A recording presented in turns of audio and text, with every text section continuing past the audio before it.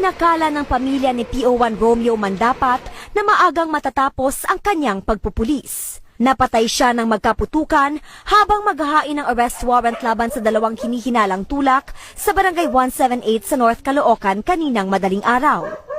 Ngayon nilabas yung tapang nyo, lalo na yung mga CHR. Sa mga adik kaya mo ipagtanggol, pero yung mga kapulisan hindi mo kayang ipagtanggol. May namamatay ng mga pulis para isagip yung mga ibang tao. Binubuwis buhay nila, pero binabatikos ninyo. Ang batas nasa adik, nasa mga puser, wala sa mga naglilingkod. Sana nga maramdaman nyo ang poot na nararamdaman namin. Ako magpapatuloy na sinimulan mo.